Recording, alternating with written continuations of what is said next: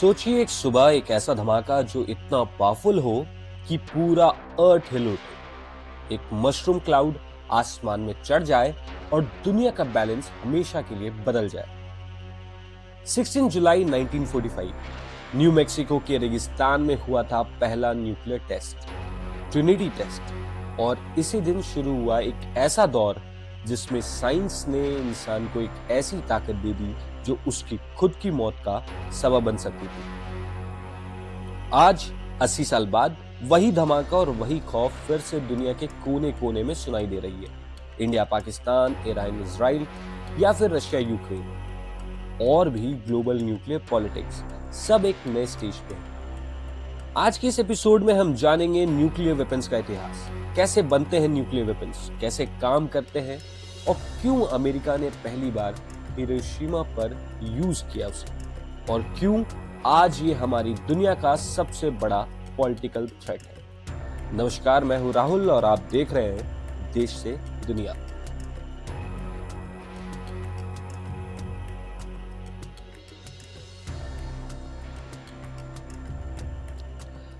Nuclear as का सफर सिर्फ एक साइंटिफिक अचीवमेंट नहीं था, ये दुनिया में पॉलिटिकल और मोरल हिस्ट्री का सबसे बड़ा टर्निंग पॉइंट था। इसके पहले 1930 में दुनिया एक पॉलिटिकल स्टॉर्म की तरफ आगे बढ़ रही थी। 1933 में एडोल्फ हिटलर पावर में आया, नाजी जर्मनी एग्रेसिव एक्सपेंशन पे थी, ऑस्ट्रिया एनेक्स किया, फिर चेकोस्लोवाकिया और 1939 में पोलैंड पर अटैक कर दिया। वर्ल्ड वॉर 2 शुरू हुआ। जर्मनी ने अपनी इंडस्ट्री और साइंस को वॉर एफर्ट के लिए मोबिलाइज किया और सबसे बड़ा डर था जर्मनी न्यूक्लियर टेक्नोलॉजी डेवलप कर रही है। फ्रैंकलिन डी रूजवेल्ट अमेरिका के प्रेसिडेंट इनिशियली वॉर में इन्वॉल्व नहीं होना चाहते थे। अमेरिका अपने आप को यूरोप के कॉन्फ्लिक्ट से दूर रखना चाहता था, लेकिन सिचुएशन बदल गया जब आइंस्टाइन ने रूजवेल्ट को एक लेटर लिखा। लेटर में वार्निंग के साथ लिखा कि नाजी जर्मनी न्यूक्लियर वेपन्स बना रही है। रूजवेल्ट ने 1939 में एक एडवाइजरी कमेटी बनाई, साइंटिस्ट और मिलिट्री ऑफिशियल्स को बुलाया। मिशन यूरेनियम 235 और प्लूटोनियम 239 का सेपरेशन और एक एटॉमिक बॉम्ब का कॉन्सेप्ट डेवलप करना।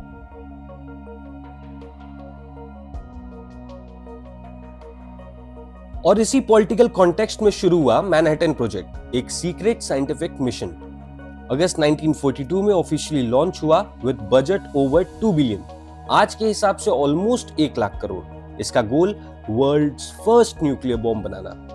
रॉबर्ट ओपेनहाइमर, अर्निको फर्नी, लियो सिजलार्ड दुनिया के टॉप माइंड्स इस मिशन में लगे। यूरेनियम सेपरेशन एक चैलेंज था, यूरेनियम 235 को यूरेनियम 238 से अलग करना, क्योंकि नेचुरली यूरेनियम में सिर्फ 0.7% यूरेनियम 235 होता है। सेपरेशन के लिए टेक्निक्स डेवलप की गई, गैस डिफ्यूजन और इलेक्ट्रोमैग्नेटिक सेपरेशन। इस प्रोसेस का नाम था न्यूक्लियर फिशन, एक प्रोसेस जिसमें यूरेनियम एटम स्प्लिट होते हैं और मैसिव एनर्जी रिलीज होती है। 1943 में जापान ने पैसिफिक वॉर एस्केलेट किया। पर्ल हार्बर अटैक के बाद अमेरिका ऑफिशियली वर्ल्ड वॉर 2 में इंटर हो गया। न्यूक्लियर रिसर्च सिर्फ साइंटिफिक मिशन नहीं रही बल्कि मिलिट्री प्रायोरिटी बन गई। जुलाई 16 New Mexico Trinity test, scientists को लगा कि ब्लास्ट 0.3 किलोटन्स का होगा, लेकिन रिजल्ट था 20 किलोटन्स का ब्लास्ट। मशरूम क्लाउड ऊपर 12 किलोमीटर तक गया। ओपेनहाइमर ने दिल से कहा, now I am become death, the destroyers of world. Line from the Hindu scripture, the Bhagavad Gita. Vishnu is trying to persuade the prince that he should do his duty, and to impress him takes on his multi-armed form and says, now I am become death, the destroyer of worlds.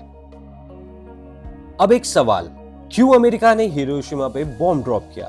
World war 2 खत्म करने के लिए, Japan को intimidate करने के लिए, या एक पॉलिटिकल स्टेटमेंट के लिए, या फिर सोवियत यूनियन को वार्न करने के लिए? रूजवेल्ट के बाद हैरी ट्रूमैन प्रेसिडेंट बने। उनको जापान के सरेंडर करवाने का प्रेशर था, जापान की फियर्स रेजिस्टेंस, कम कैजुअलिटीज में वॉर खत्म करने का डिजायर और सोवियत यूनियन को वार्न करना, ये सब ट्रूमैन के डिसीजंस पे इफेक्ट करते थे। 6 अगस्त 1945 इनोला गे प्लेन ले जाता है लिटिल बॉय बॉम्ब को, हिरोशिमा के ऊपर ड्रॉप करता है, एक ब्लास्ट जो एक पूरे शहर को मिटा देता है। Instant death, thermal Burns, radiation sickness, over 1 lakh से ज्यादा लोग मारे जाते हैं पहले कुछ घंटों में।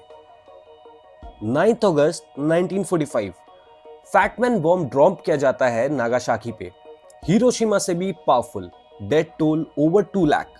नागासाकी का सिटी इंफ्रास्ट्रक्चर, कल्चर, ह्यूमैनिटी सब वैनिश। इसके बाद जापान सरेंडर करता है, वर्ल्ड वॉर 2 खत्म होता है और न्यूक्लियर एज का डॉन होता है। वर्ल्ड वॉर 2 के बाद न्यूक्लियर वेपन सिर्फ वॉर का टूल नहीं रहे, बल्कि पॉलिटिकल पावर का सिंबल बन गए थे। यूएसए हो या यूएसएसआर, एक डेंजरस रेस शुरू हुई जिसे हम कोल्ड वॉर के नाम से जानते हैं। 1949 में यूएसएसआर ने अपना न्यूक्लियर बॉम्ब टेस्ट किया, फिर यूएसए ने हाइड्रोजन बॉम्ब डेवलप किया और न्यूक्लियर स्टॉकपाइल्स रैपिडली बढ़ने लगे। Mutually assured destruction doctrine world को एक न्यूक्लियर स्टेलमेट में ले गया। India, Pakistan, China, north Korea सब न्यूक्लियर प्रोग्राम स्टार्ट करते हैं। 1968 में न्यूक्लियर नॉन प्रोफिलिटेरियन ट्रीटी भले साइन होती है, लेकिन न्यूक्लियर एम्बिशंस कभी रुकते नहीं। आज न्यूक्लियर थ्रेट्स सिर्फ थ्योरेटिकल नहीं है, रियलिटी है। इंडिया पाकिस्तान का न्यूक्लियर टेंशन, ईरान का न्यूक्लियर प्रोग्राम, नॉर्थ कोरिया का एग्रेसिव टेस्टिंग सब वर्ल्ड ऑर्डर को चैलेंज करते हैं। Pokhran 2 test, Chagai test, Kashmir crisis के बीच नो फर्स्ट यूज डॉक्ट्रिन पर न्यूक्लियर डेटरेंस का पॉलिटिकल गेम हर वक्त चल रहा है। Iran Israel conflict, JCPOA disputes, covert strikes, एक dangerous nuclear chess game, North Korea के न्यूक्लियर टेस्ट और यूएस रशिया टेंशन सब एक ग्लोबल न्यूक्लियर थ्रेट का हिस्सा है।